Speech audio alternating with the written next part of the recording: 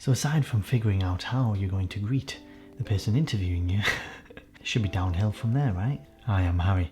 Today's video is about interviews, those dastardly things. I'm going to be telling you 10 or so tips that I have to help you get through interviews successfully and get that job or get that university place, and basically give you some tips on how to not sabotage yourself.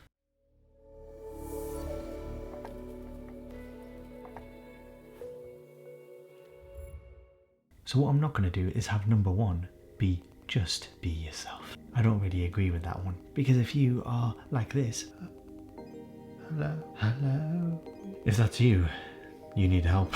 What I'm trying to get at is that being yourself isn't necessarily what that phrase means, what that sentence means, in my opinion. I believe what that means is be authentic. What do I mean by be authentic? Well, it's try not to pretend to be someone who you're not, in terms of your belief and the way that you show off who you are. Make that actually you, as opposed to something else entirely, because it feels inauthentic to interviewers and they can sense it. Anybody can sense that inauthenticity. So you're best off being honest and true to who you are and what your opinions actually are and how you'd actually be in the job, than try to fake it. Tip number two, do your preparation. So let me take you down memory lane for a minute. When I was applying for my university degree, I had a little dossier. A dossier. I like that word, dossier. Dossier. What does that remind me of? Let's do it into the dosser! No, that's just a Deontay Wilder. Just reminding that he's a big dosser. I had my preparation folder. That preparation folder was priceless. It had all of the recent advances in dentistry. It had a lot of historical knowledge, such as where fluoridation originated from, little facts, little articles that I'd picked out, a trajectory of dentistry, where it was going, the NHS, all of this stuff. Now, forget about the dentistry references. Any job you go to, any kind of interview process you're going into, any sort of company or degree that you're researching, you want to make sure that you've done the preparation, you've done the research, you've got the background on that company. Maybe you even know some background on the people who are interviewing you. That preparation is priceless. Now, interviews have started to change, especially at university level.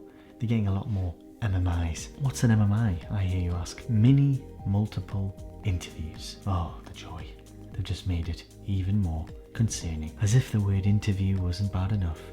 It wouldn't lead to getting palpitations and sleepless nights. Now they introduce interviews. Interviews sound even creepier, to be honest. So in these interviews, you're having to face a number of different scenarios and ethical questions, and you're having to think on your feet. Number three, practice. Practice talking out loud and answering questions. So have a list of questions that are normally asked in interview settings. Even if you're in an MMI situation, you know they're going to be different.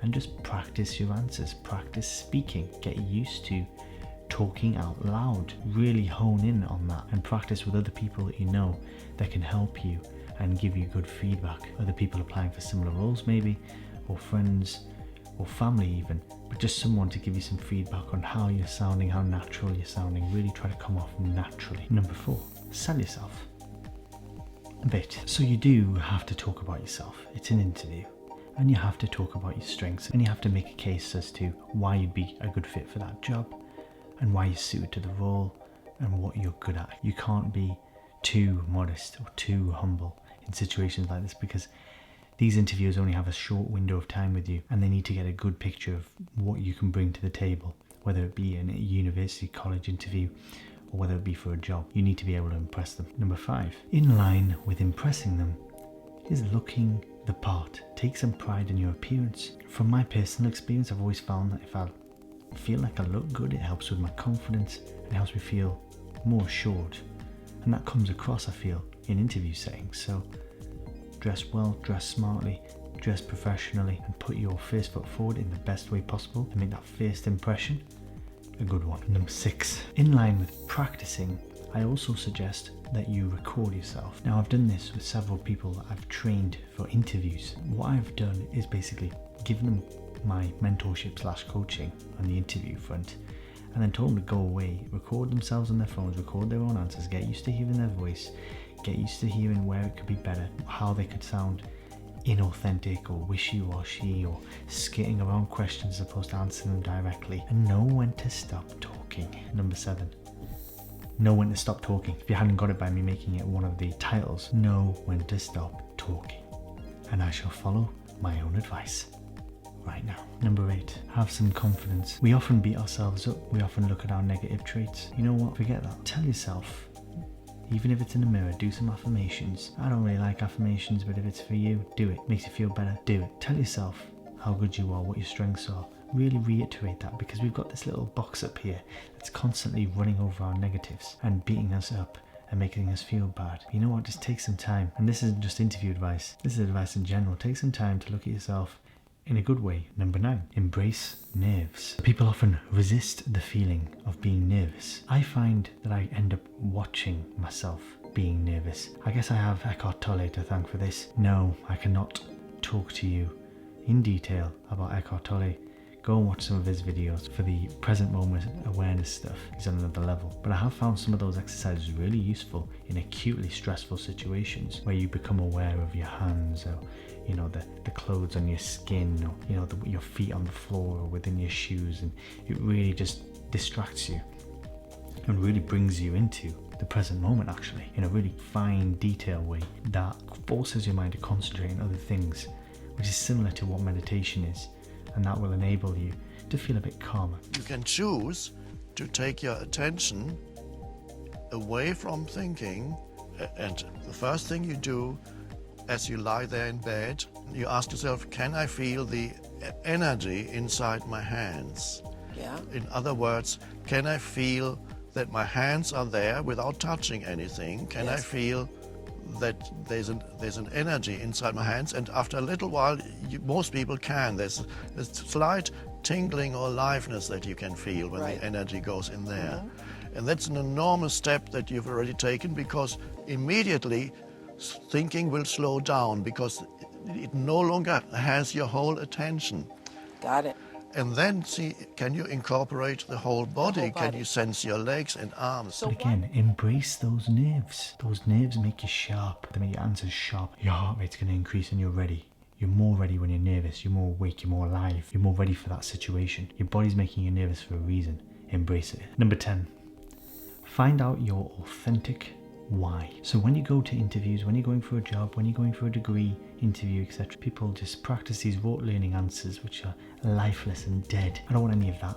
I want you to really reflect on your reasons for wanting that job or wanting that career pathway. Really tap into your why. And if you do that, like, this is why I'm doing it, this is what I believe in, this is how I'm approaching it, that passion, that authenticity is going to come through. Even if you're in an MMI situation where things are a little bit random and you're having to deal with things, if you have a skill set that you've been working on for a long time, whether that's talking, elocution, being able to handle different situations, putting yourself in uncomfortable situations more often than not, and trying to test yourself in a lot of different environments with a lot of different issues, and not giving into fear in general, then you will perform way better in interviews. Everyone looks at interviews in this microscopic way, in isolation. It's not that.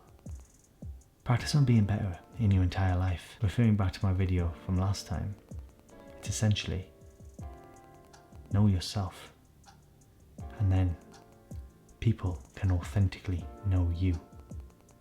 And when that happens, you're much more likely to gain these instant connections with people, because you can talk with this vulnerability, but just this hint of vulnerability that's showing a bit more than someone who has just learnt their answers. Because guess what? When they're nervous, they're probably going to forget them, and then they're going to flounder. I like my mentees to be able to talk on the fly and being able to handle different situations with skill, being adept in the uncomfortable situations and being able to navigate those with a little drop of humour, a little hint, a little spark of intelligence that just lights up a conversation, keeps those fireworks going in the interview, and keeps that connection going with whoever you're talking to. So as always, I don't feel like my videos are orthodox with regards to interview advice. I try to get a little bit deeper, dig a little bit deeper into you, so that you can perform better, not just in interviews, but across the spectrum of your entire life. Thanks for your time and attention today. My next video is going to be about how to study for exams. This has been learnt over many exams, over many years. Yes, you can tell by my voice, I don't really enjoy them. I think you're weird if you do, but like I said, from someone who's had to grind their way through these exams, who's had to find strategies to get around their own idiocy, I'm going to be well placed to give you some useful exam advice that will be very useful, especially in crunch periods. Thanks again for your time. See you in the next one.